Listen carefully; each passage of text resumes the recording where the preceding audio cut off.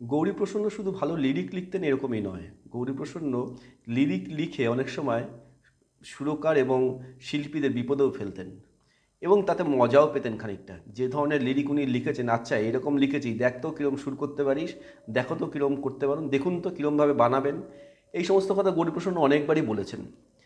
তো একটা সিনেমার গানের একটা গানের কথা মনে পড়ছে, এটা বেসিক ডিস্কের গান, এটা সিনেমার গান ছিল না। বাংলায় বেসিক ডিস্কের গান তখন প্রচুর হয়েছে, প্রচুর ভালো ভালো গান হয়েছে। তো বেসিক ডিস্কের গান অনুযায়ী এই গানটা ছিল শ্যামল মিত্রের কণ্ঠে, সুরকার শ্যামল মিত্র নিজেই। গৌরীপ্রসন্ন লেখা হয়ে গেছে, লেখার পরে উনি শ্যামল মিত্রের জন্য ওয়েট করছেন, শ্যামল মিত্রর বাড়িতেই শ্যামল মিত্রের জন্য ওয়েট করছেন।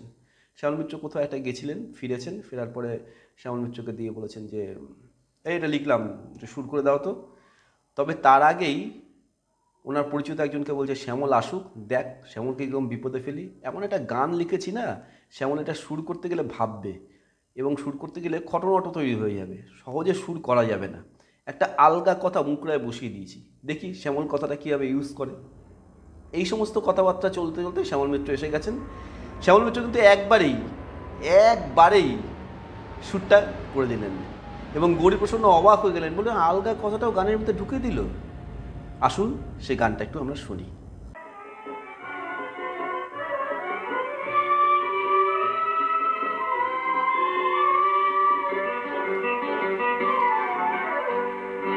ধরো কোনো এক শ্বেত পাথরের প্রাসাদে আমার এই গানের পাখি সোনার খাঁচায় বন্দি যদি হয়, সে পাখি সোনা গেছে গান, সেই গান নয় গো প্রাণের নয়, নয় নয় নয়। ধরো কোনো এক শ্বেত পাথরের প্রাসাদে।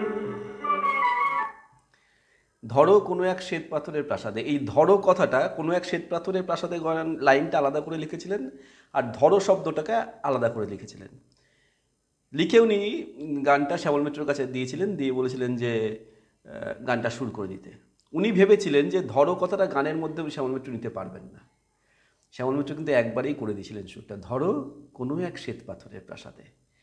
এই ইতিহাসটা কিন্তু আমি কোনো জায়গাতে ভিডিও বা ইউটিউবে শুনিনি, এই ইতিহাসটা আমার লাইভ শোনা কার কাছ থেকে? সৈকত মিত্রর কাছ থেকে। সৈকত মিত্র গান মেলা যখন 1995, 96 কি 97 সালে শুরু হয়েছিল প্রথম দিকে, আমি সে সময় গান মেলায় গেছিলাম। এই সৈকত মিত্র, বিশ্বনাথ দাস তখন রেডিওতে উনি কাজ করতেন, এই বিশ্বনাথ দাস ছিলেন সেই সময় একজন প্রকৃত যশা অ্যাঙ্কার। উনি সৈকত মিত্রের সাথে একটা ঘরোয়া আড্ডা দিচ্ছিলেন শিশির মঞ্চেতে, এসে একটা তাকিয়া ঠাকিয়া পাতা ছিল ওখানে, সেই আড্ডা হচ্ছিল। সেই সৈকত মিত্র তখন আমাকে বলেন যে বাবা জন্য গৌরী কাকু অপেক্ষা করছিলেন এবং একটা লিরিক লিখে আমাকে বলছেন, দেখ তোর বাবা কাজে কীরকম ভোগাই।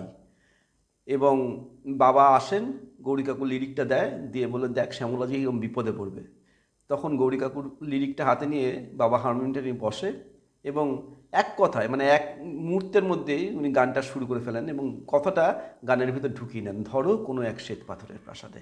গুণী মানুষ, গুণের মর্যাদা সবসময় পেয়েছেন, শ্যামল মিত্রর সেই গুণের মর্যাদা কিন্তু গৌরীপ্রসন্ন দিয়েছেন।